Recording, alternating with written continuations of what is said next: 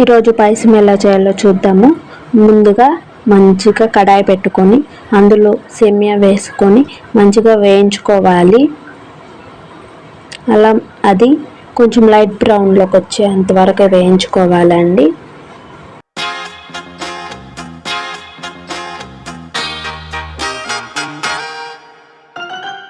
మంచిగా వేగాక దాన్ని తీసి పక్కన ప్లేట్లో పక్కన పెట్టుకోవాలి. అదే కడాయిలో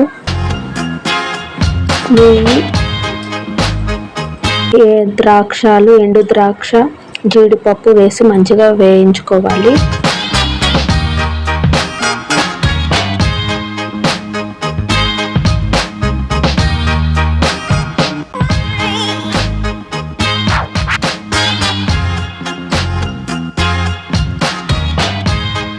వాటిని పక్కన తీసి పెట్టుకోవాలండి.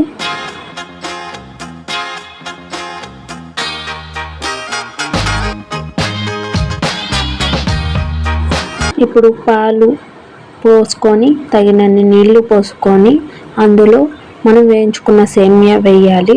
వేసిన తర్వాత మంచిగా దాన్ని కలబెట్టి, సేమియా వేసాక చక్కెర, తగినంత చక్కెర కూడా వేయాలండి. మీరు తీపి ఎక్కువ తినే వాళ్ళైతే కొంచెం ఎక్కువ వేసుకోండి, తీపి తక్కువ తినే వాళ్ళైతే కొంచెం తక్కువ వేసుకోండి. పాలన్నీ మంచిగా కాగి అది కొంచెం గట్టి మిశ్రమం వచ్చిన వరకు ఉండి అందులో యాలకులు, మనం ఉంచిపెట్టుకున్న జీడిపప్పు అవన్నీ వేయాలి, డ్రై ఫ్రూట్స్. ఇప్పుడు మంచిగా కలపాలి. ఇలా కలిపి స్టవ్ మీద ఉంచితే మనకు వేడి వేడి పాయసం రెడీ అవుతూ ఉంటుందండి. ఒక 10 minutes అంటే అది కొంచెం గట్టిపడే అంతవరకు అలానే చేయాలి.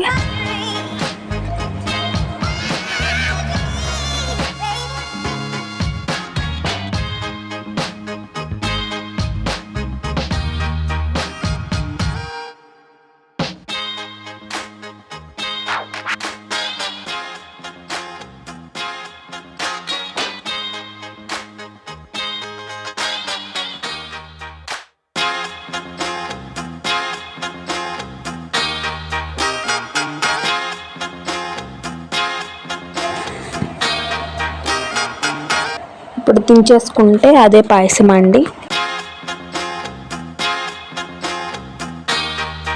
ఇలా చేస్తే వేడి వేడి పాయసం మన ముందర ఉంటుంది. చూడండి ఎంత బాగా వచ్చిందో, టేస్ట్ కూడా బాగుందండి. ట్రై చేసుకోండి. ఇది ఆంధ్ర స్టైల్, ముఖ్యంగా నెల్లూరు స్టైల్ సేమియా పాయసం.